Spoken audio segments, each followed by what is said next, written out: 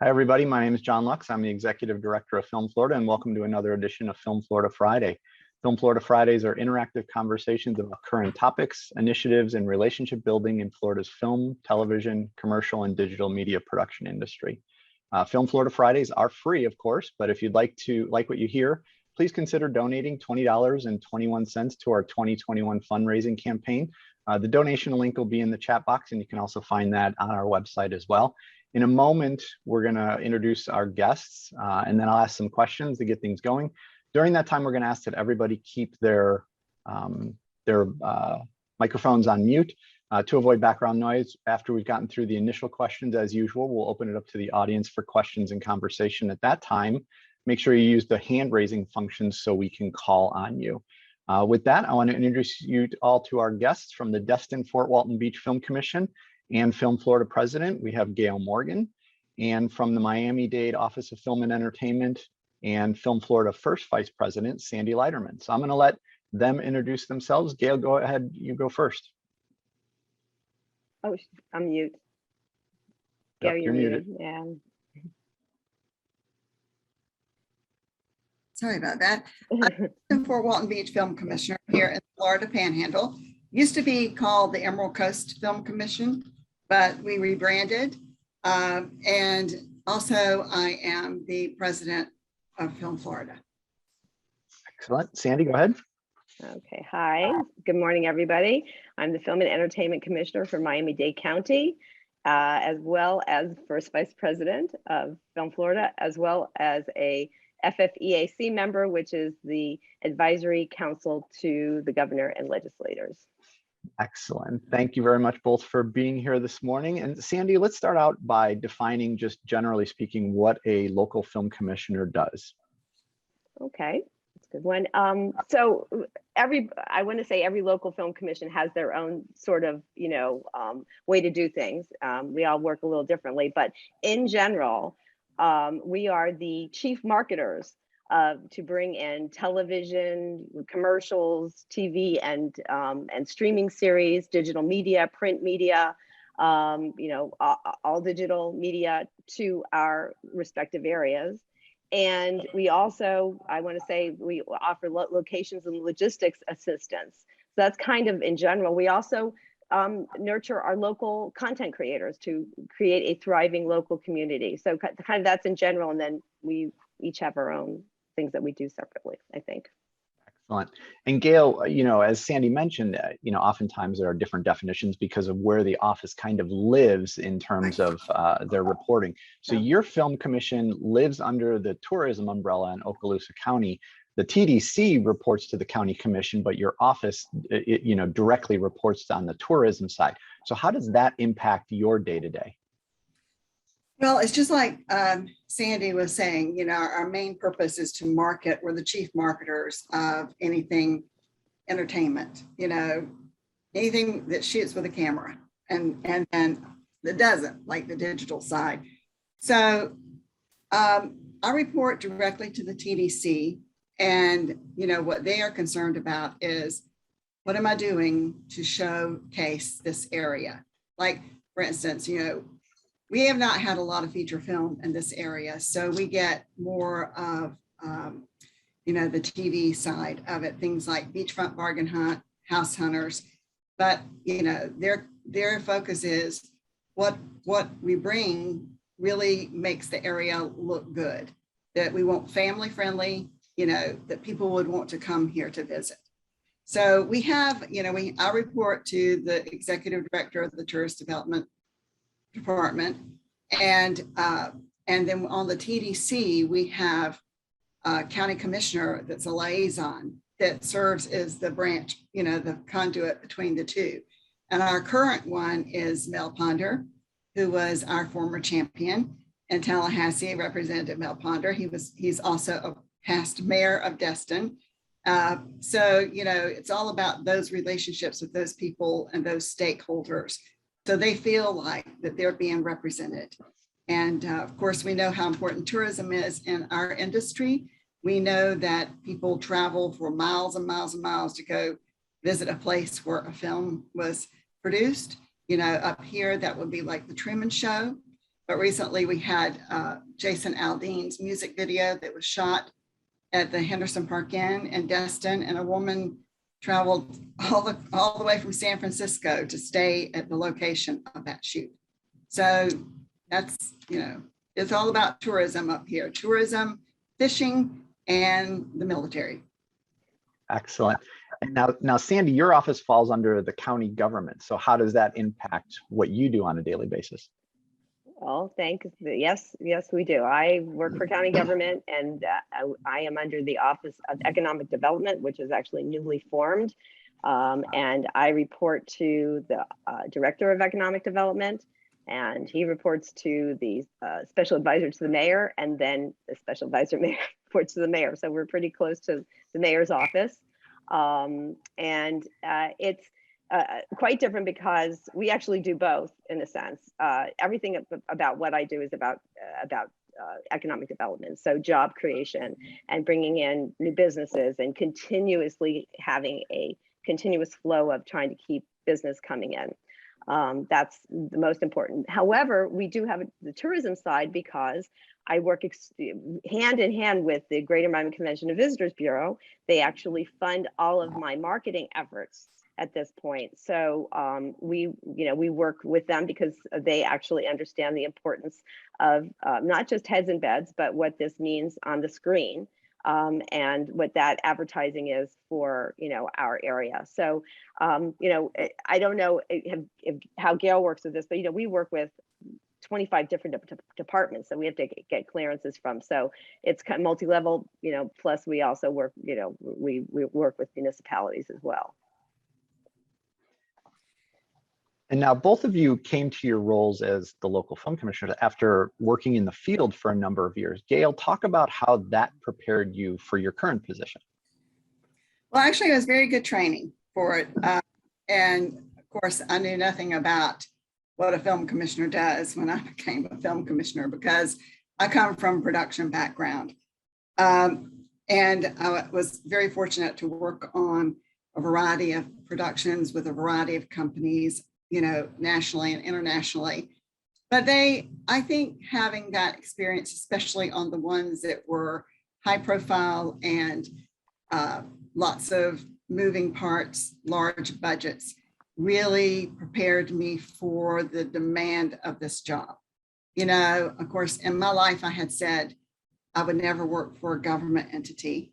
And I had worked primarily on contract for most of my career, and I liked it like that, and so I think all those, I'd heard this, years ago, that there's no wasted experience in your life. Like when you're in the evolution of your career, that everything, when you finally come to the point where you really do what you're doing, what you're meant to be doing, that you will use every bit of what you've had done in the past, and that has certainly been true in this job. And Sandy, how about you? How has your career gotten you ready for this? Well, I laughed because she said, I also said I would never ever work with government ever, and never. I understood what a film commissioner was because I dealt with them in my entire career, with past TV commercials, featured films, TV series, and all of that. But it was did not know the political side of being a film commissioner. So that was different. But, I will tell you, dealing with studio heads, studio executives, dealing with ad agency and clients, gave me actually this background, because how I look at a lot of how I do my work is I'm producing for the county. So everything that I'm doing is I treat it like the mayor and the commissioners are the studio executives, right? And the ad agency executives, and so I and also from my producing, as an executive producing background, from the money side, I try to connect people together with other people so that they can make their projects, because that's what I did as well. So it all actually prepared me to be in this position. But I got to tell you a really funny story is that back when I had moved back from Los Angeles to Miami, and I wanted to create something. My whole goal was at that time, I wanted to bring, LA to, to Miami, and we weren't just beaches and palm trees. And I produced a short film that showed everything. It was a short story, but it showed everything that we had that were not beaches and palm trees. That film was used by the office I head now for 15 years as a marketing piece, and then it comes full circle. So I laugh at that, actually. And I found it when we moved offices. I found it in the office. So it's funny. Oh, John, you're on mute. Sorry about that. Hate when I forget to hit unmute. So some people think, being a local film commissioner is actually a cushy job. I mean, people have said to me, all they do is kind of just sit back and, answer phone calls and emails. But to be a good one, be a really good film commissioner, you have to work hard. And both of you work really hard at what you do. So Gail, what's a typical job or a typical day like for you? Well, honestly, John, there's no typical day. I think it would be a lot easier if there were a typical day. But, and I know Sandy can attest to this, but you never know what's going to come your way any day of the, 24/7. Basically, we're following leads that come to us to try to bring the business here, and, because one of our major components of this job is taking care of the production community and getting them work. So, always interacting with them, whatever they need to make their projects work, because one of the most, there's a lot of stakeholders, that we deal with. We deal with the county government, the PDC. We deal with the production community, which they have to be prepared, when something comes in. Like, we want to be able to say, this is our great crew. And then we want them to hire them and then want to come back, and then just, random phone calls, any type of requests from the office. I'll give you the reason why I can't give you like a typical day is because I'll give you an example. Last May, right after we were fully into COVID, I got a call from my boss saying that that we were going to basically make Jason Aldean's latest single into a music video, and they were going to be here in 48 hours. I think it might have been less than 48 hours. And so basically, Gail, this is your responsibility to make this happen. And in all these years in production, I think that is the only time that I have ever left. I left my house at 7 a.m. that less than 48 hours later, and wasn't really even sure what was going to happen, kind of like on a wing and a prayer. And quite clearly, she made it clear to me that she's looking to me to make this work, make this miracle happen. And it was a miracle. It was a complete miracle, incredible production, incredible music video, everything just came together beautifully. And, but that's, the day before, I had no idea that was going to be on my agenda the next day. This past weekend, Labor Day weekend, I'm thinking, oh, thank goodness I can catch my breath. And then late Friday night, I get an email from somebody who's just decided to show up and shoot. So, and then some days you're reporting, in front of the TDC, there's no typical day. There's no typical day. Sandy, how about your atypical days? Well, yeah, exactly, because it's not a typical day. Oh my goodness. Well, it started this morning with text at 6 a.m. Since I came from the industry and represented the industry, everybody has my personal phone number as well as my professional cell phone number. So I get texts all morning and night. And my typical day usually starts about 7:30, 8 a.m. and I don't get. Last night I wasn't done until 9. That's so it's not far from production. It's a 12-hour day. But it is a lot of phone calls. It is a lot of emails. But on top of the production clients that we have, and I'm dealing and doing the same thing that Gail says. So, we're not only are we, following up on leads, but we're also nurturing the relationships that we have with clients so that they remember us. I mean, that's a constant slog of doing that, of, calling, saying, hey, don't forget about us. We're here, anything we can do to help you bring your project here. It's anything from that, to dealing with issues with departments. Since I deal with 25 different departments, right? Or our office does. I have 2 permit coordinators in my office, and they're my right hand. But there are issues that happen with departments, and for example, they don't want to approve something, and so then I have to go to the director and say, this is why this is important. And sometimes it's a no, but then I have to go back to production, not my permit coordinator, say, look, it's a no because, but this is what the yes is. This is what we can do. We try to find the positive. So it's, it is, and obviously presenting in front of the commission. I have to present in front of the commission, various times. I have interlocals, quite a few times a year. I also have, incentives that have to go in front of the commission. I also have to administer an incentive program. That means I have to actualize. It means I have to add up all of the money. I have to do all of the math and all of that before it even gets to our finance department, make sure that all the paperwork is done. So there is no typical day, Right. I mean, there isn't. And I think when I first started, John, I think that was one of the things that really threw me for a loop, or shocked me, not threw me for a loop, but I couldn't believe it, because coming from production and working on multi-million dollar productions and being in charge of a lot of people and a lot of money, I thought you couldn't get any more overloaded than that, with work. And then I found out that, it's not a 9 to 5. No, you should never, ever consider becoming a film commissioner if you think you're going to work 9 to 5, or even take vacation. That's true. I was also going to say, when you talk about preparing for the job, we were prepared because we did work all those hours and could juggle all those things. And that did prepare us for this job. And anybody actually that does think film commissioner is just sitting there, I will tell you, there are people in the county that sometimes don't know what we do because they're so big. We have 30,000 employees, and they go, do you watch TV all day? Is that, and no. Well, and Sandy, it's, the education process when you're a film commissioner doesn't stop. No, that's all it is. Every time there's a change in county government leadership or in your structure of your office, you're the one that educates everyone. And Sandy, she's fortunate because she has a larger office and more resources.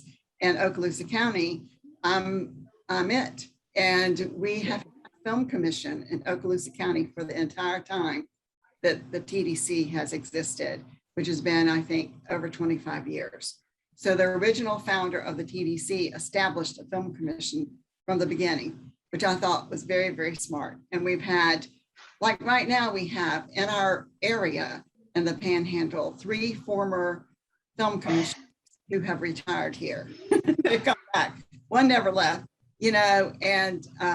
because they love being here. And I could call on them at any time for anything because they're so supportive. And then Sandy mentioned she has 25 departments. I don't know the exact number of departments that I deal with, but we have, believe it or not, in our small county, 9 municipalities, incorporated ones, 11, 2 more that aren't. So, you have to form relationships with all those, cities and municipalities. Right. And, because they're your backbone, they're the ones that say, we support you, we don't support you. So. Right. Well, and one of the, Sandy, you mentioned, permitting. It's probably the least glamorous part of the job, but as we talked about with our location managers last month, it's hugely important. So Gail, let's talk about it on your side, up in your area. Explain the permitting process that you go through and some of the challenges you have, because I know there are some areas in your jurisdiction that are essentially off limits for production, but people obviously want to shoot there. So talk about your permitting process up there. Well, and every jurisdiction's permitting process is very different from the other. Like Sandy has a much more,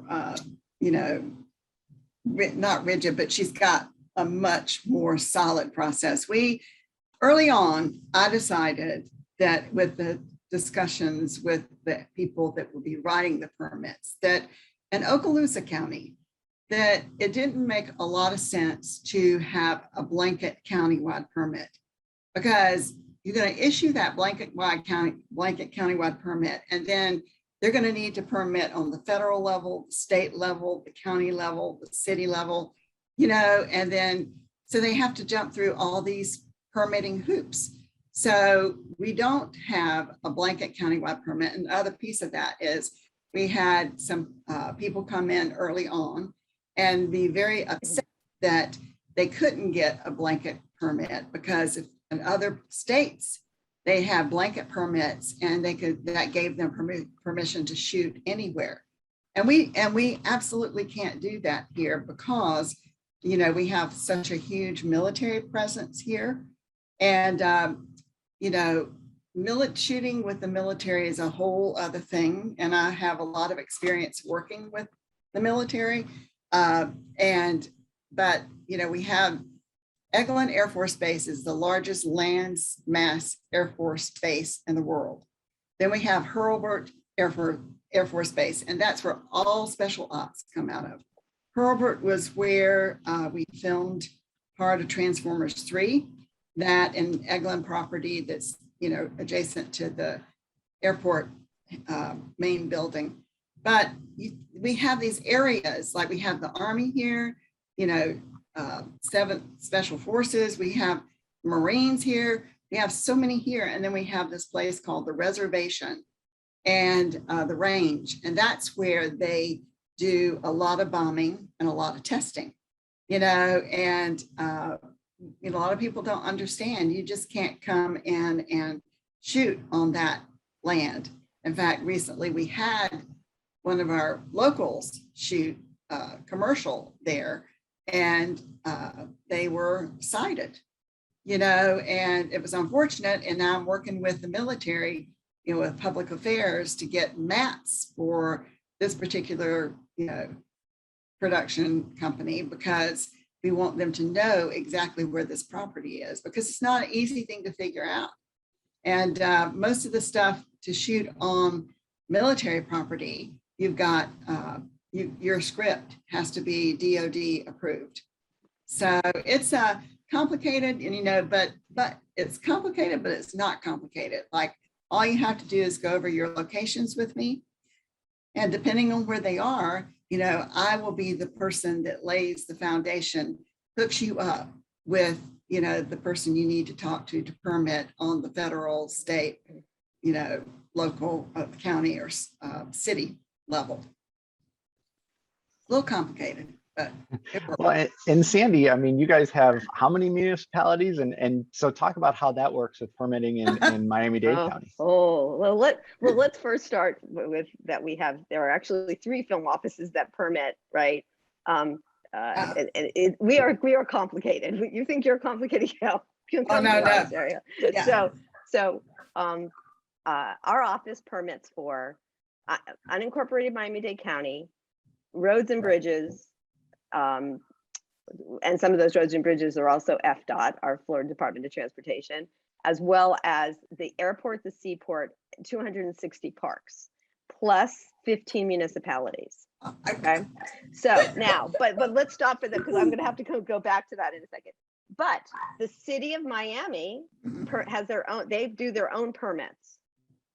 The city of Miami Beach does their own permits, but you could do that through our permitting system. It used to be that city of Miami could go through our permitting system, but they pulled out. We truly would love to have a one-stop where everybody does it in one permitting system. Wouldn't that be special? But this is Miami-Dade County, and things are never easy here. So, but we work really closely with Miami Beach, and city of Miami. We try to work close with them.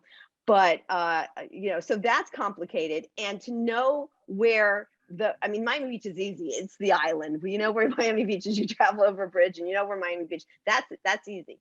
But people think that they're going to the city of Miami, and they could be shooting in Hialeah, and that's permits through us. We have 32 municipalities. There's other municipalities permit themselves. we're still trying to get them to corral them to come to us so that we can permit for them, because not because, by the way, my staff hates that because it gives them more work. It doesn't do anything more for us, but give us more work, but it also makes us more film friendly. And that's all I want to do. That's always a goal, is to get more interlocal agreements with our municipalities. But then we come back to the fact that we have the 15 municipalities, and each one of those municipalities have their own rules. And we have all of our rules in our permitting system. So I know where I can reference it, but I don't have that in my head. And even just this morning, I got a text, that was that 6 a.m. text about shooting in El Portal, which we permit for. And I'm, because I don't do the permit every day, I'm like, I texted my staffer and said, what's the rules for El Portal? Because I don't remember them. And she goes, you know what? There's not a lot shooting in El Portal. Let me check myself, because there's just so much. And then we have every department has their own rules. And we have a record of all that. And we mostly, the county department rules, I pretty much know those more than the municipality rules, but it is complicated. But what we like to do is, if anybody's coming to the county, we want them to come to us first, only because we will tell you which way to go, because people think that they literally are shooting in Homestead when, nope, that is unincorporated Miami-Dade County. We will tell you where you need to go, even if we don't permit for it, because we represent the county. We're here to help. It doesn't matter whether we permit for it or not. We're here to represent the entire county, and we're here to help you. We also, in the permitting process, we have the relationship with the Coast Guard, and we have the relationship with the FAA. So even the other film offices come to us for us to do what we call an all call, so that everybody knows where those drones are going, where helicopters are, and what's happening on the water, so that everybody knows, with the Coast Guard and the FAA, besides the fact if you have to get their approval. So we help, and we have those relationships, and we facilitate that as well. So it's kind of easy. And that's a good point, Sandy, because, we try, no matter if you need a permit or not, we try our best to make sure that everybody gets what they need to make their production a success. Like we're the liaison between the production and the locations. And, like for instance, City of Destin has a permit.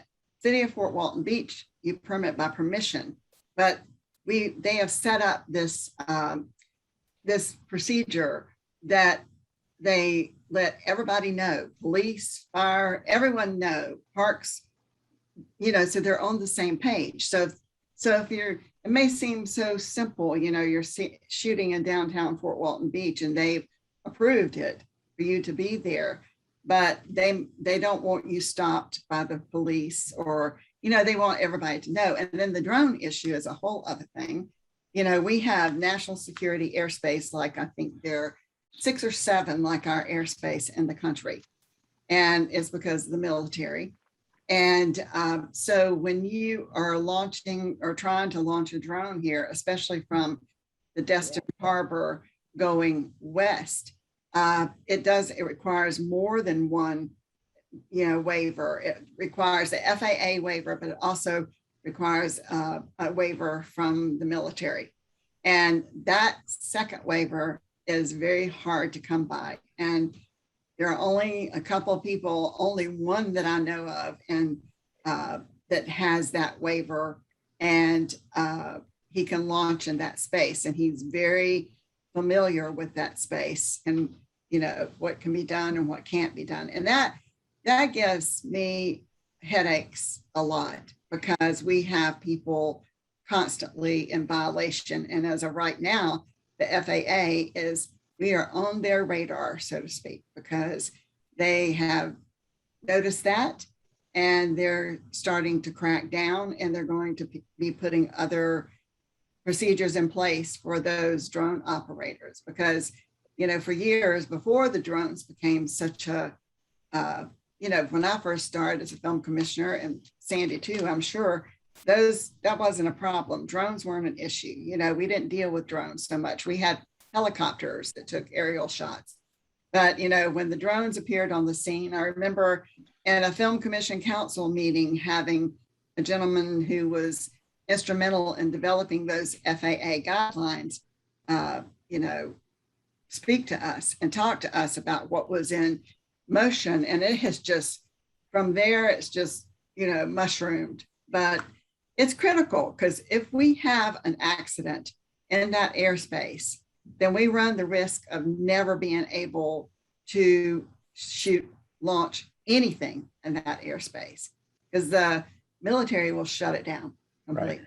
Right. I was just going to say something to that effect. It's interesting. We try to keep so that production can always keep running, so that we don't have those issues. And that's what we do, is we try to, alleviate those issues for future productions, right? We want to make sure that everybody's following it. And then just one other thing I wanted to add is that, I think as film commissioners, we treat everybody as our clients. We have the production clients.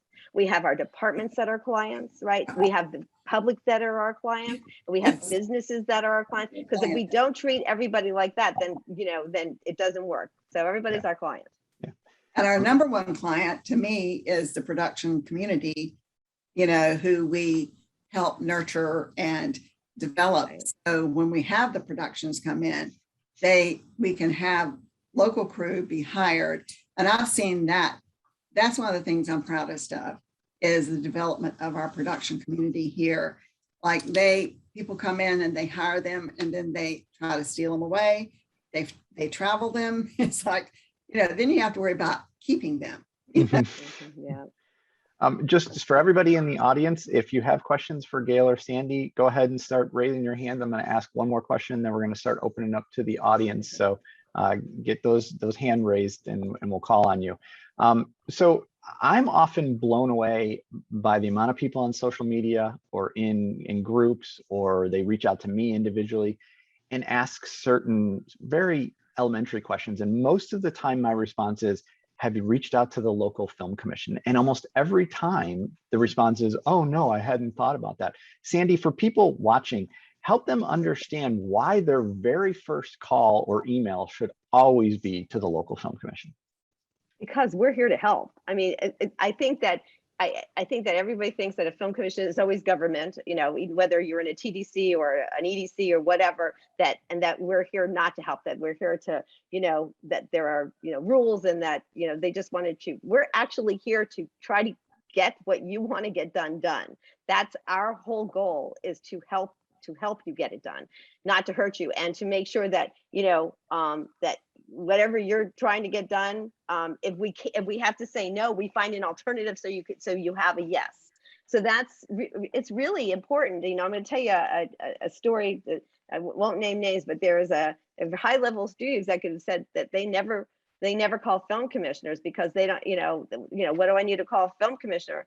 Well, long story short, I was connected with that production executive, and now that production executive understands the importance of what a film commissioner does. So even sometimes studio executives will go around us, but eventually, if you don't go through us, it's going to come back to haunt you. And I say that truthfully. This is such, it happened just recently, and people that know better even. And I say, why do you shouldn't go directly to a municipality, because most of the municipality is going to send them back our way. I mean, we do everything, including we also order our police department, where it all goes through our office. But a lot of times people think that they can go directly to one of a source or in one of our departments, and then it actually takes longer to come back to us, and then they think, oh well, why couldn't we get that done? Because you didn't come to us first.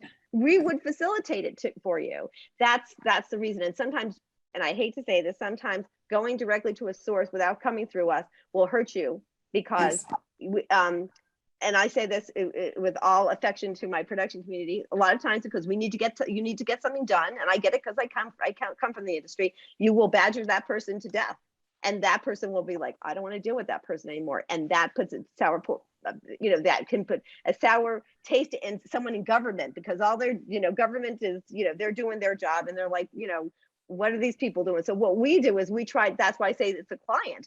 Our departments are our clients. We nurture them and say, hey, help us get this done.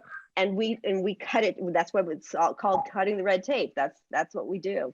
So that's and John, it's, if somebody, the way we have it now in Okaloosa County is all the departments know, and all the hotels know, and all the cities know and municipalities that if they get a call from someone and I have not called them first, that something's not right. Yeah. There's a red flag. So the first thing they do is call me to say, do you know anything about this? And unfortunately, we live in a time where a lot of people think, we're going to go rogue and we're not going to do this with the Film Commission. But what they don't realize is, and then they'll maybe even call the Film Commission and ask all these questions and get all this information and then try to go rogue. But what they don't realize is the crew, the different locations, they're going to report right back to the Film Commission. Yeah.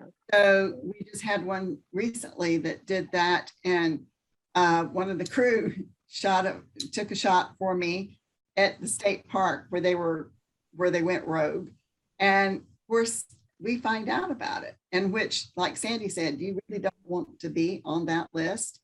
We're only here to help. I think people think if I have to call the Film Commission, I'm going to be either told no or my life is going to be way more complicated. And it's the funnest thing from the truth. For instance, I will, when a production calls me or reaches out to me and they're considering shooting here, I go over everything from soup to nuts, including accommodations, travel, everything. And often, if it's possible, if they don't have like a travel department, I will get them really great production rates, hotel production rates. So, we like Sandy says, we do a lot. We wear a lot of hats. We have a lot of clients and, or stakeholders, whatever you want to call them, but it's making all of them happy, but also having that production be a success so they'll want to come back. That's right. I agree with you on that. I also wanted to say to you something is that I don't know if it happens to you, Gail, but people say, well, we're going to call the mayor or we're going to call the commissioner. I'm like, go ahead, because guess what?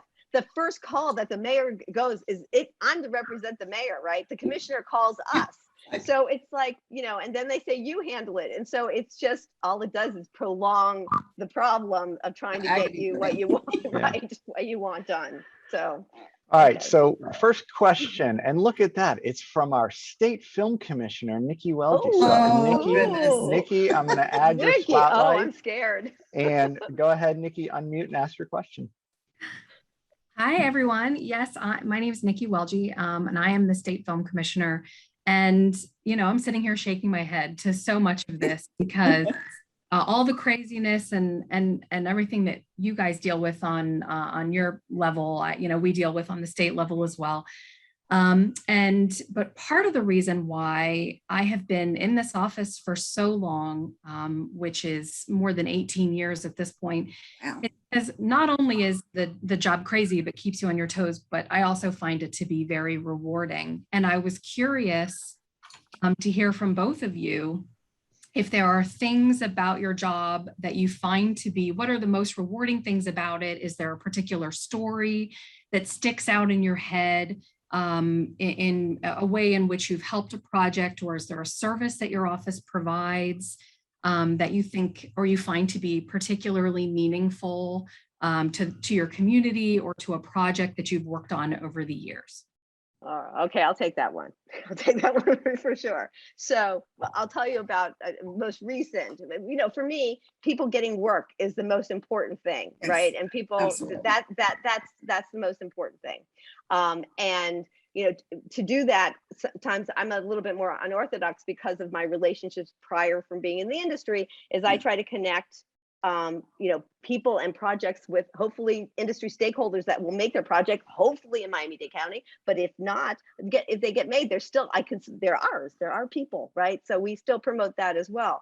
But I'm going to tell you, honestly, I also love nurturing. I'm very much into the education process. I work with Miami-Dade College and the local universities, and starting to hopefully work with the public school system and under the underutilized film programs to nurture new talent. I'm going to tell you a story, and she's on here right now. So Denise Simmons, right, is there. And this is a story, like it warms my heart. So Denise came into my office with a group, her posse came in, and they all have notebooks, and they came in and they were like, how many years ago was it, Denise? I don't even know now. How many years ago was that? She's on mute. I 3-4 years ago. Anyhow, they come in their office and they're literally there for about 2 hours and they're asking me tons of questions. Long story short is she kept in touch with me and I, sort of mentored her, but she had her own production company, but she'd never worked like in TV commercials or on a big film set. Long story short is she got her first, a first gig. And I got the call from the production manager who I had recommended a list of people to, but it said, you might want to take a look at her. And he called me, he said, that was the best. She was the best recommend you could ever give me. And now she's gone up, she's working on the HBO TV series in locations. So, that's just one of many stories, but she just her face happens to be right here. And I say that but yeah, so it's getting people work, getting their projects done. It's sort of the same thing as being a producer. You're getting people work. It's the same feeling. It's really the same feeling of getting people work, getting a job done. And for me, it's getting as much work that comes into the area to keep people working. That's it.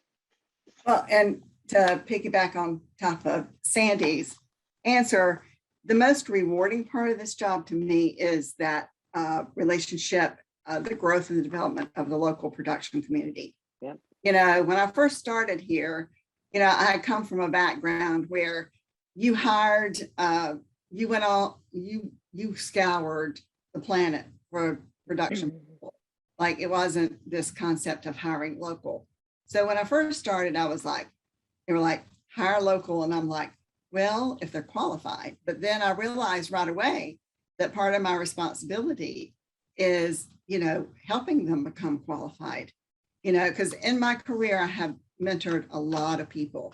I'm a strong believer in that, as is Sandy, because in the beginning of my career, so many people helped me that I just made a strong commitment to pay that forward. And, I'm happy to say I have done that, but that applies to here too. And so I just started working, we have one of our production services association meets every month, once a month, and they report everything that they're doing. They also let me know when they need help.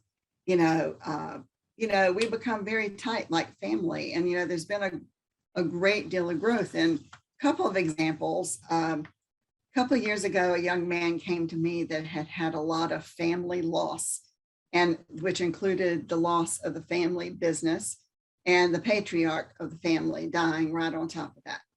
And that had been the family business for his whole life.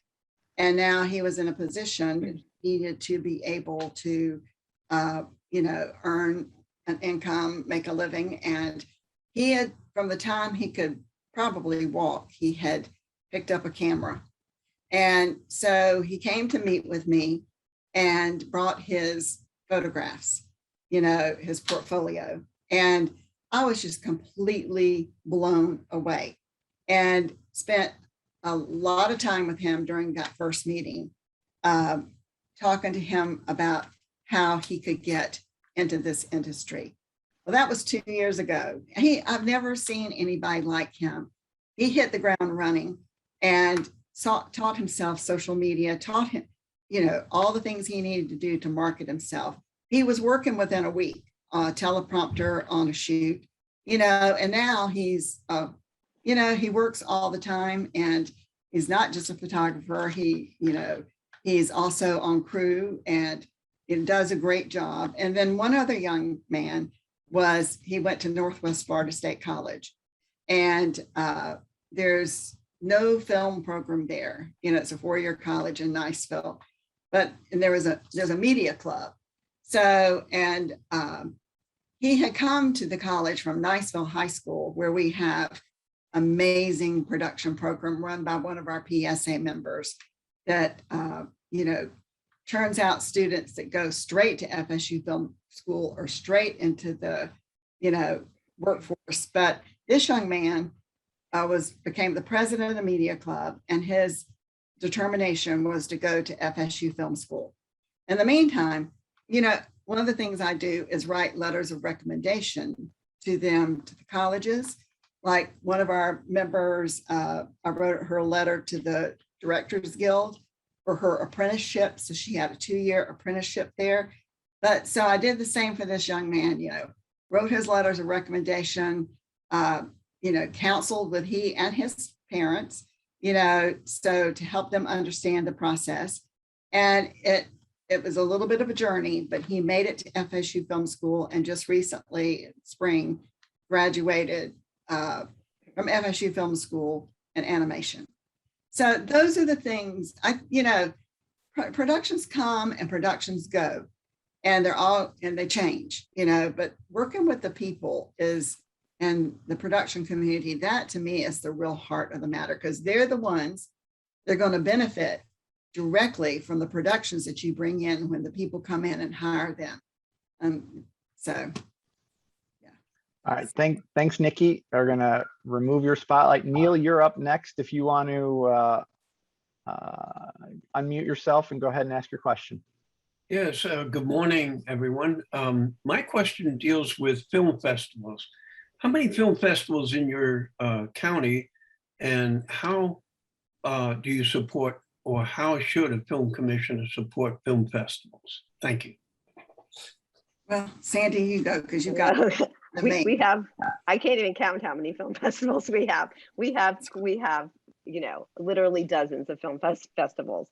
And how do we support those film festivals? First of all, we help with their marketing. So we put out, we have a website that has information on it. We have social media, and we put out, we announce on whatever they send us, we will put out on social media.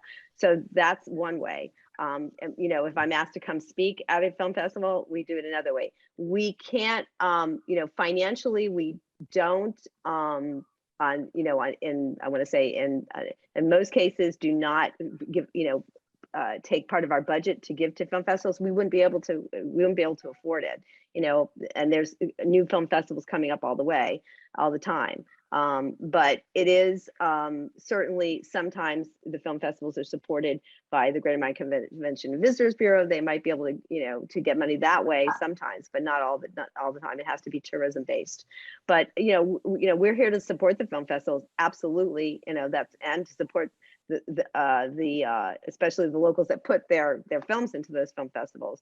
But and most of our film festivals are very successful. I mean, off the top of my head, honestly, I mean, of course, the biggest is the Miami Film Festival. We have a new film festival that's just coming at the end of October, which is Slam Dance Miami, the Slam Dance Film Festival for Park City.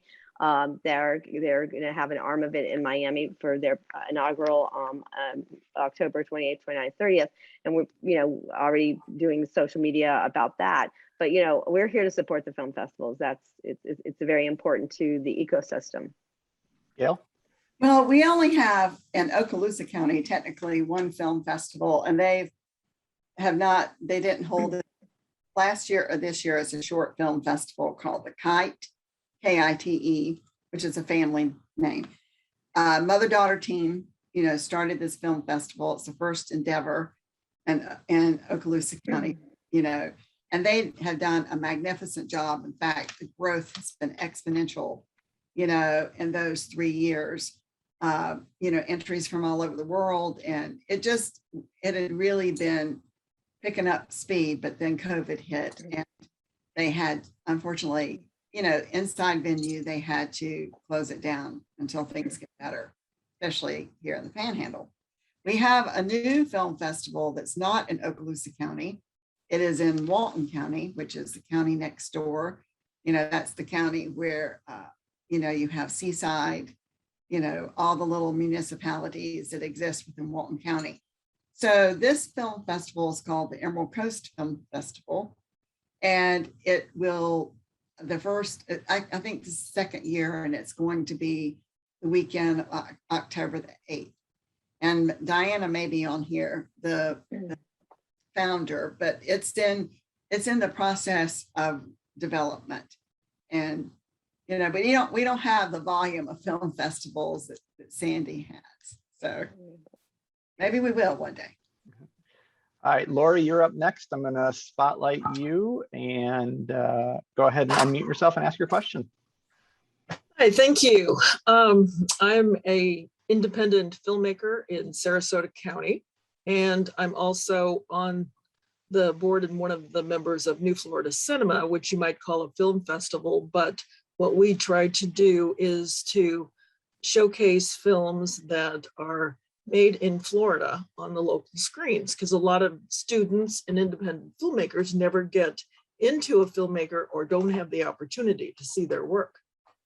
I have a strong appreciation for what your jobs are and what you do in a community. So my question is, since we lost our film commissioner a year and a half ago at the beginning of the pandemic, that we kind of feel like we're rudderless and we're having to do everything ourselves.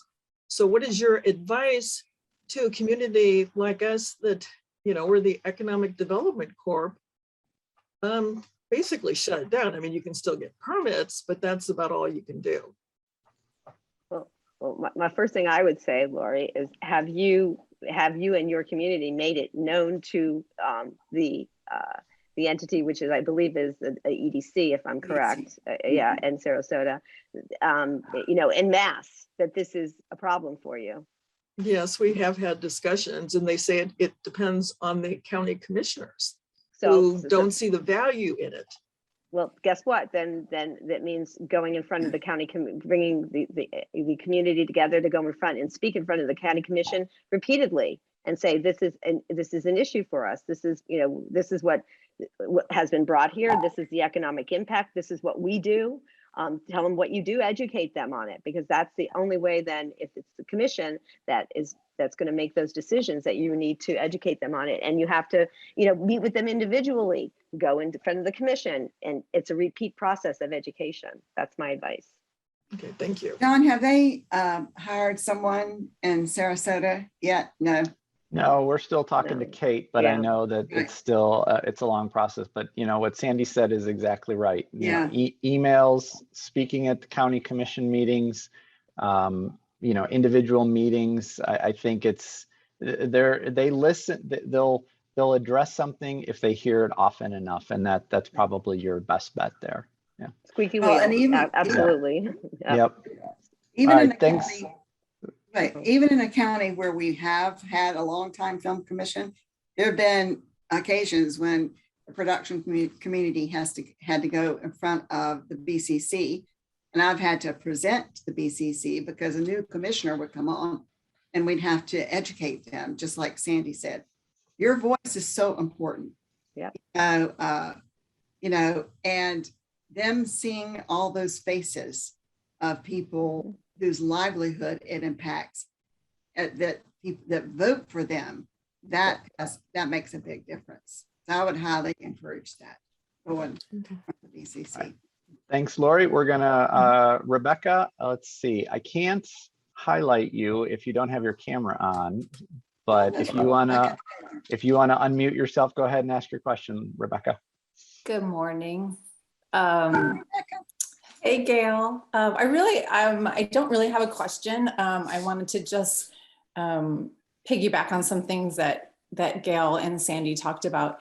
I am the owner of Eyes on Models over here in Pensacola in the far northwest corner.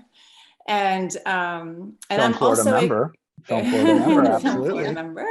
And I'm also, my partner and I here at the business are kind of in a unique situation, I think, where we're both also crew members. I'm a wardrobe stylist and my partner Lisa is a makeup artist.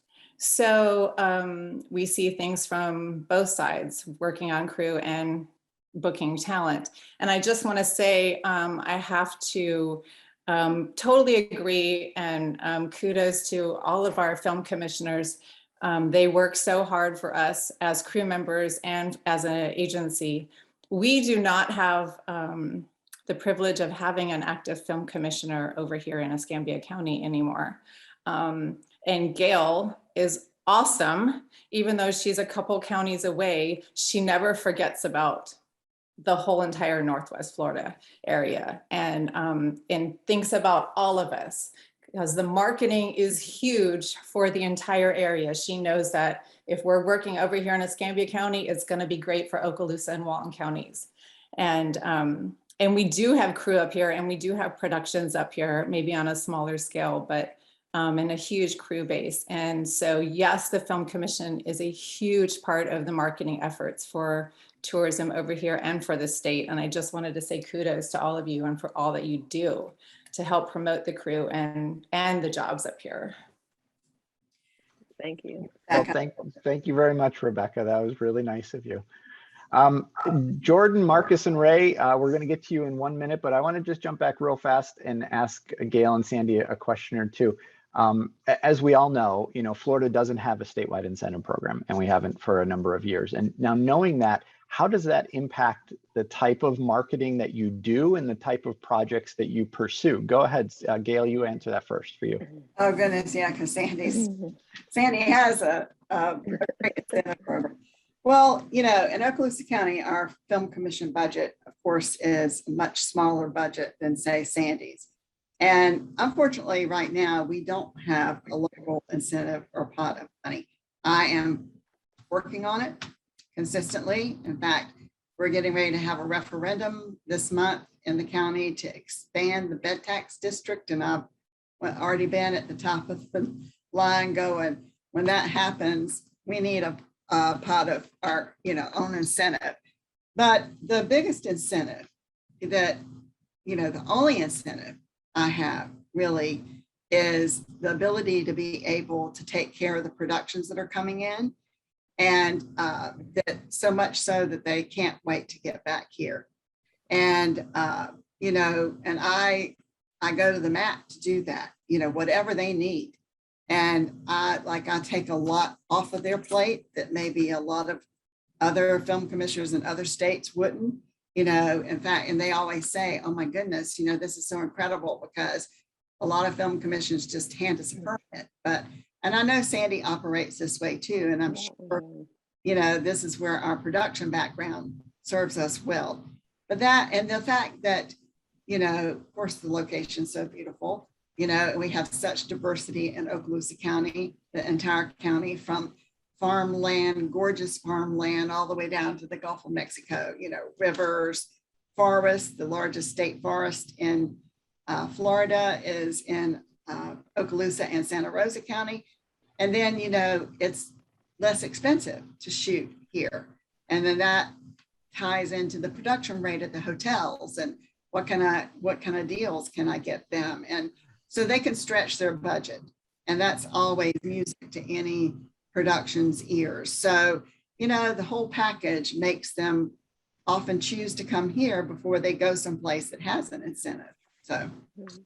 And then, so Sandy, follow up to you. It's a two-part question for you. Is obviously, since we don't have a statewide incentive program, what does that not allow you to pursue? But the other side of that is, as Gail mentioned, you do have a local incentive program. So talk a little bit about that and what flexibility that does give you in terms of being able to market to certain projects.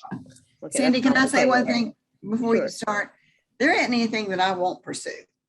Well, that's what I was going to say. That you're right. That's the first thing I was going to say is there's, I don't care. I will pursue it. All they can do is say no to me. I mean, I pursue anything. There's no project that I will not pursue. I don't care how big it is, and, I have been said, thank you very much for coming. We appreciate your time, but no, you don't have a state incentive program, but I don't care because I'm still in front of them. I'm still telling them, I'm still marketing what we're doing. So I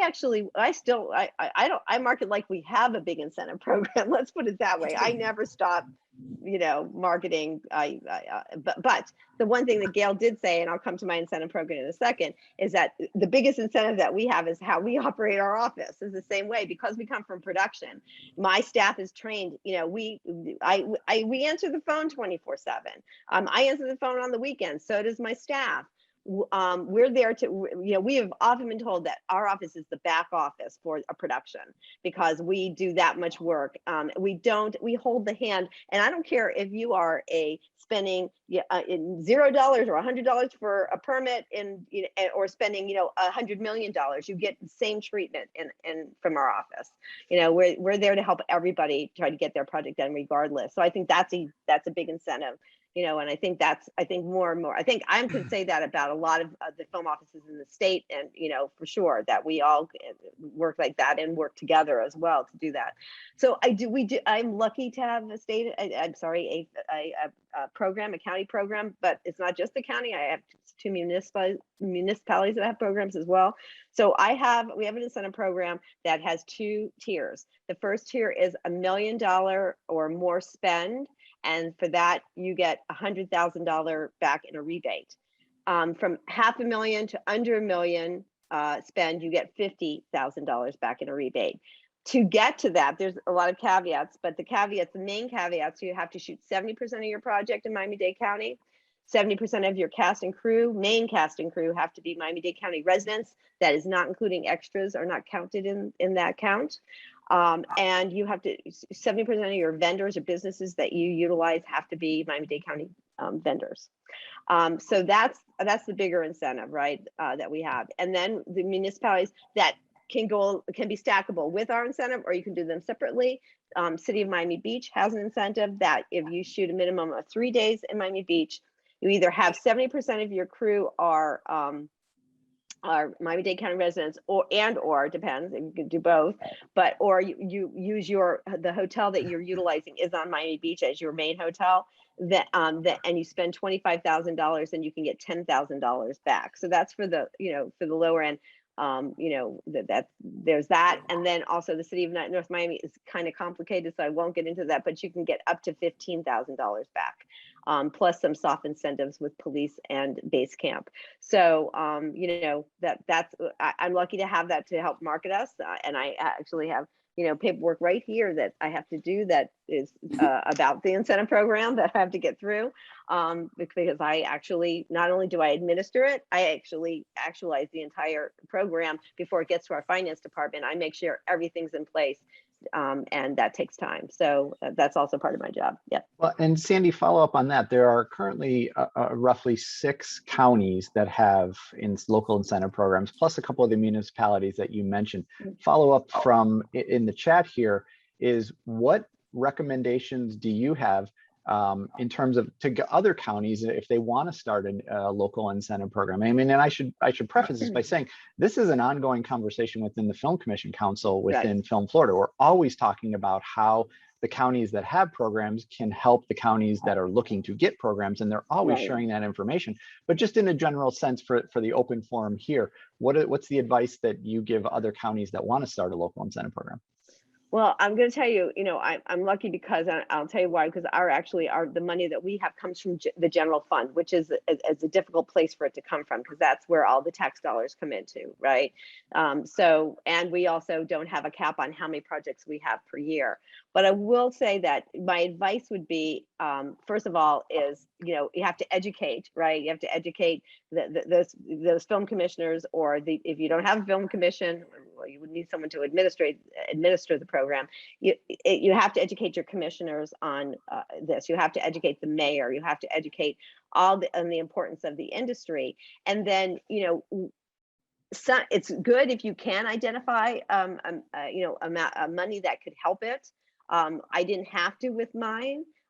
Because they saw the value, meaning the commission, and the commission got behind it, as well as the mayor got behind our program. But identifying either whether it might be part of your tourist tax dollars, try to identify some kind of money if there is but there's different ways to have an incentive program. I mean, there's we're talking about right now trying to find soft incentives within the county. There's other types of incentive programs. You could, for example, if your municipality or the county has buildings that are not being utilized, you can ask to utilize those for production office space, no cost except for probably air conditioning or maintenance kind of stuff.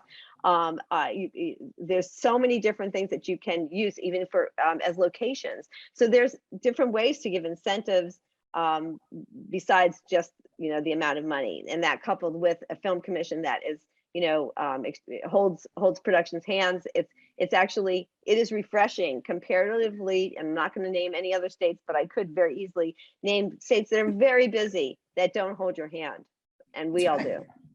So I mean, we keep reiterating this. The number one incentive that we can provide, given where we're at, is good service. Good client service is always going to be hugely important. So, okay, Jordan, I want to get back to the audience questions. So Jordan, go ahead and unmute yourself. I'm going to add your spotlight so you can jump in here and go ahead and ask your question.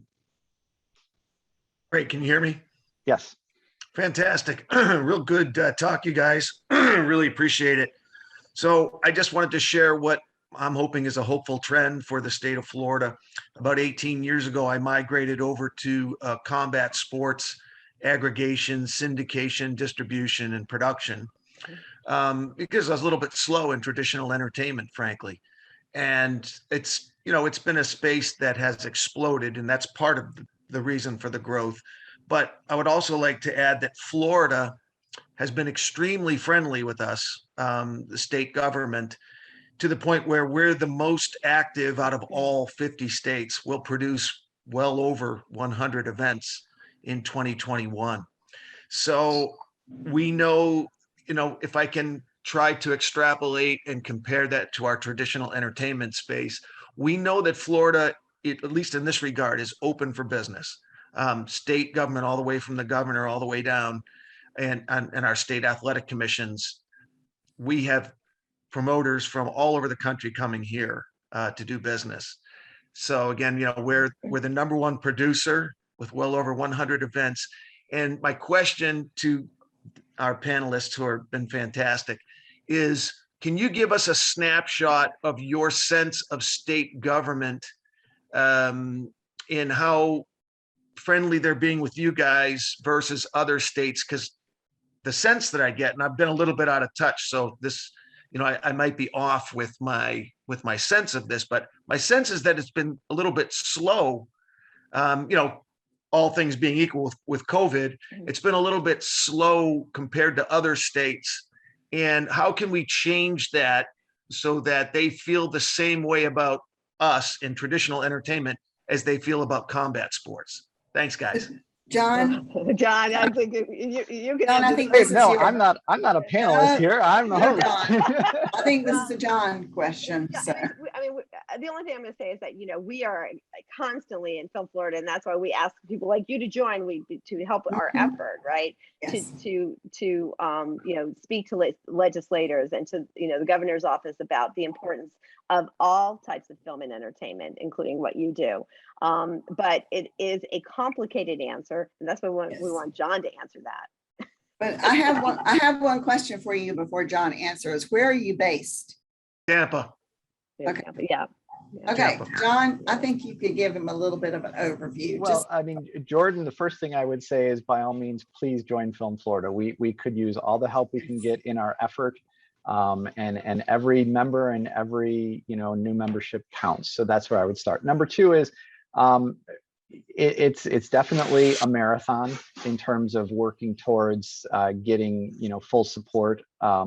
Our support is growing, which I know shocks people every time I say it, but we have more support now in the legislature for our efforts than we have at any point in the last decade. We may not have the support in the places we need it in terms of the hierarchy, but we're definitely making progress across the board. There's no doubt about it. 5 years ago, our industry, quite frankly, was seen as toxic up in Tallahassee, and that was just the truth. And there's a lot of reasons why, and we don't need to rehash them, but almost everybody up there right now supports what we're trying to accomplish. They may not agree with the way that we're trying to accomplish it, but we're trying to find that common ground amongst all of them. But the support is growing. My message continues to be, as challenging as it is, keep the faith, keep the pressure on. Out of sight, out of mind is absolutely the way government works. And so if we're not continually in people's faces, reminding them of our industry, reminding them of the importance of the industry, what we do for the economy, what we do for Florida, they will forget about us. And that's one less thing they have to worry about, obviously. And so, we have people speaking at delegation meetings all across the state right now, having meetings with legislators all across the state over the next couple of months. And so that's the most important thing. And so I would encourage you to join the organization, and then we can have a separate conversation and get really in the weeds and kind of nerd out on the details if you want. I'm happy to do that. But thanks for asking your question. Thank you. Thank you, John. guys. Thanks. Marcus, I'm gonna bring you down if you want to unmute and go ahead and ask your question. Hello, everyone. Thank you so much for allowing me to be on the platform. My name is Marcus Head. I shoot everything in Georgia. I live in Fort Pierce, Florida, and I do have a full production team. And I have two questions. The first question is, someone like myself that has a team in Georgia, and like I mentioned, I live in Fort Pierce, and I would want to come shoot at your location. And we're looking for the whole thing of partnering up. Okay, let's get the financing together. Let's go ahead. We want to shoot, and we want to employ everyone in the community, as far as actors, as far as production people. Like I have people in production. I'm not going to bring my whole production team, but there's opportunities for me to employ people in the production, so we can just get that whole gumbo together. I have a great script, but of course the whole thing starts with funding. Perfect example, I have a film called Can't Get Right, which I posted in the chat, that is 90% finished, and we are finishing up with post-production, and we need a little more financing to get that done. But once we get that done, we're looking for a platform to where we can, as everyone in here knows that's a filmmaker, knows that Netflix and Hulu, all those places are not where you want to go as a filmmaker. You want to go to a platform that is not as huge, where you're going to make money and get a platform to show your film. So basically, I'm just telling you my personal thing because I have to get that out. But the main thing that I am trying to do is partnership with you guys, to where I can bring my script, I can go ahead and shoot at your location and employ everyone, pay for the locations, everything else, to where we can build. Well, like I say, people say I'm the next Tyler Perry. I'm not the next Tyler Perry, but I am a filmmaker that really know what I'm doing. And I have all the resource, all the connects. I have over 2 million followers. So I would like to take what I'm doing and bring it to your community so we can grow. And then that would be a new place where all the people will gravitate and say, wow, they're really doing something down there. They have 2-3 films down there. And I also have a project like Who Lines Is It Anyway and Mad TV that I'm looking to try to shoot as well. So I'm trying to find those locations to partner up where we can get the financing. I can employ people there. And if that makes sense to anyone. Well, first of all, what do you, I mean, I'm a little confused about what you need. Are you looking to the Film Commission for financing, or? Well, a bit of everything. Basically, what I'm looking to say is, okay, I have a project, I have a crew, and we want to come to your location, and we want to shoot in your location. And I heard about the incentives that you were saying and everything else about that, everything that was going so fast. So we have to talk about that another. But basically, what I'm looking for is, if I bring my team and I bring what we're going to shoot, we're looking for financing to say, okay, we can help you finance. I'm not asking for 100% finance, but just to get us in the right way. That way we can partner up, and then I can employ everyone through help with financing and assisting in that community. Well, unfortunately, one thing that the Film Commission doesn't do is provide financing, at least this one, my film commission, or our film commission up here. We can help you with everything else. There's nothing to prevent you from coming to shoot. You know, you get the same treatment as everybody else in terms of helping you make your project a success. But what I do when people, you know, are looking for financing, excuse me, I try to connect them with people that possibly that could help them find financing. But, you know, Sandy, would you like to give a little bit? You actually said exactly what I would say. It's, you know, if there's a project that comes in and it is something that I've heard someone is looking for, then I certainly connect those people together. That's for sure. But we don't finance. It's not part of what a film commission does. Do you get financing in Georgia besides their incentive? Well, I financed the whole project myself. I financed the whole project myself. Yeah, so something I don't want to do again. That's why I'm reaching out and everything else too. I mean, what's your budget, Mark? What is your budget usually? 150 is what we use for our budget. But we do have very notable stars and celebrities, and like I said, we do have If you just, I'm not trying to plug me, but if you go to my IMDb page and just look up Can't Get Right or my name, you'll see all of the people that are in the movie. And if you go and just look up their media, you're going to see it's over 2 million people. So you know what, I'll give you a little advice that I give anybody that, as a former producer looking for money, as I had done in the past, is that you need to find your project, someone that has a passion for whatever the subject matter of your project is, and that's where you're going to find, the financing from. I know that sounds, it's true though. I mean, I hate to say it, if you're doing something about fishing and you go to the fishing community, Yeah. you'll get financing from them. So that's my advice about your subject matter. If you can tap into something within that will, that will mean something to, a section of the community that might be able to finance, that's where I would look towards. Okay, I'm just looking for the lead, so maybe it's something that we can reach out and discuss later after, in addition. But like I said, I'm just really looking for the leads, and I'm not looking for financing. I'm just looking, because like I said, if I raise it myself before I can raise it again, I'm just looking somewhere where I can have assistance with shooting big budget locations, like if I was in your area and just paying for the commission and things like that, where we can shoot the Air Force Base, where we can shoot this and then make a small production that I have, a bigger production with your assistance. That's actually more what I'm looking for. Well, we certainly, if you have a lower budget, we certainly will help you find lower, cost, locations. There's very few locations in our area that are at no cost, unfortunately. I know I have a beach, definitely have one beach that certainly there's no cost at. But, other than that, we certainly within your budget, we try to find you something that will we help with that. We will try to point you in the right direction. Okay, All right, well, thank you so Marcus, much for your time. Thank you very much. We're going to bring Ray down. We got our last question from an audience member. So go ahead, Ray. Okay, thanks. Yeah, to Sandy and Gail, I'm wondering, just curiosity, if you often experience producers, production people who say, we love your state. We love to film more in your state, but we just can't justify it because your legislature just won't pass an incentive bill.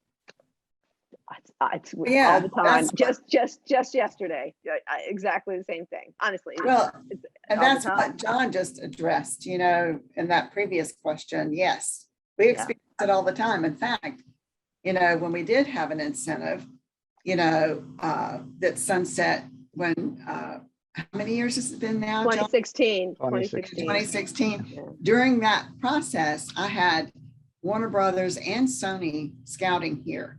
And the minute that happened, they went away. And we were in the top of the running for the Warner Brothers and the Sony project. So yes, we experience that all the time. We get that all the time. Yeah. And yes, we take those emails and we forward them to the people, and the ones that are with us look at it and shake their head and bang their head against the wall like the rest of us, and the ones that don't support us just kind of shrug their shoulders and move on to the next thing. So yeah.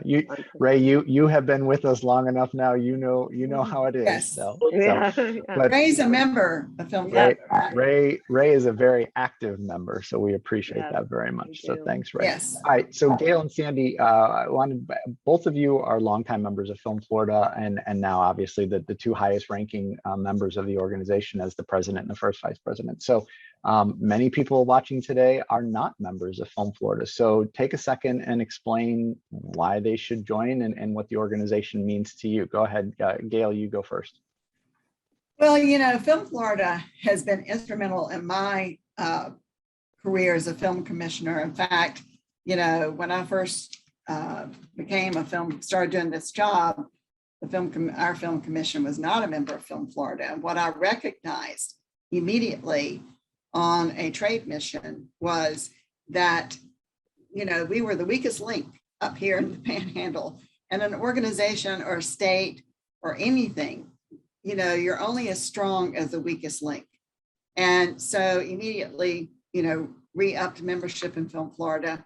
And it took a little bit, but started in leadership. But what Film Florida on a personal level has brought to me was I would not be able to do this job or be sitting here if it wasn't for Sandy and a couple of other film commissioners. There were 3 specifically in the state you know, who were so patient and kind with me to help me learn, you know, how to do this job.